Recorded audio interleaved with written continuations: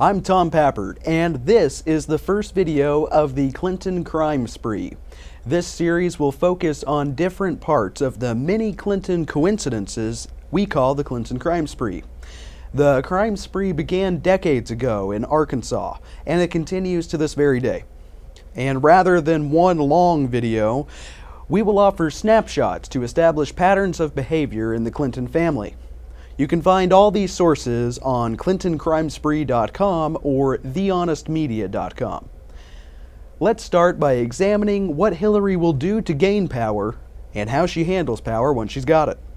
President Obama, then candidate Obama, once said Hillary Clinton will say anything and change nothing. Bernie Sanders recently suggested Hillary Clinton has bad judgment. Remember this: say anything, change nothing, bad judgment. In her post-White House bid for the Senate, Hillary made a big promise to the people of Upstate New York. She promised the area would gain 200,000 jobs. The Washington Post cites David Schaefer, former president of the Albany-based Public Policy Institute, as soon as I heard that, I thought, okay, some DC consultant sat around with focus groups to figure out what would sound good. You wouldn't make a promise like that if you had seriously looked into it. And he was right. Hillary made the promise to gain power, to gain a position, and the results never materialized. Upstate New York did not gain 200,000 jobs. In fact, the area lost 25% of its jobs on Hillary's watch. Hillary gained power, and to her, that's what mattered. Hillary then voted for the Iraq War. Regardless of her alleged regret for the vote, the Iraq War left 4,500 Americans and 150,000 or more Iraqis dead, the Iraqi infrastructure in ruins, and the genetic makeup of the people of Iraq permanently damaged due to the use of depleted uranium by U.S. forces in civilian areas. And Hillary Clinton now says Iraq is a business opportunity, an opportunity for her donors, of course. The International Business Times quotes Hillary in a 2011 speech. It's time for the United States to start thinking of Iraq as a business opportunity.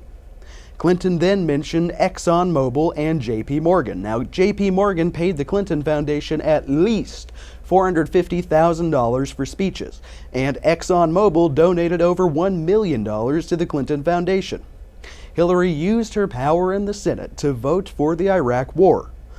And then she said it was a business opportunity for two companies who paid her or donated to her foundation $1.5 million. Now, one of the greatest missteps of the Clinton White House was the tragedy in Waco, Texas.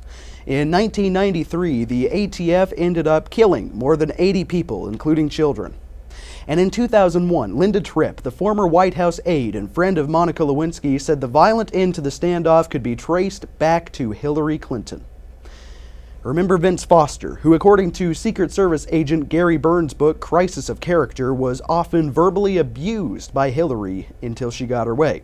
Well, in 2001, Tripp came clean on Larry King Live. Newsmax reports, Tripp suggested that Foster, at Mrs. Clinton's direction, transmitted the order to move on the Branch Davidians' Waco compound, which culminated in a military-style tear gas attack on the wooden structure. Tripp described Foster's demeanor as dignified, decent, caring, smart during his early days at the White House. But when Waco happened, she said, "That's when I first knew Vince was falling apart." She continued, Hillary's reaction, on the other hand, was heartless. Remember, bad judgment. Say anything, change nothing. Now, for all these sources and over 50 more instances of Clinton criminality, fraud, and abuse, visit www.clintoncrimespree.com or our website, thehonestmedia.com, and follow us as we continue to document the Clinton crime spree.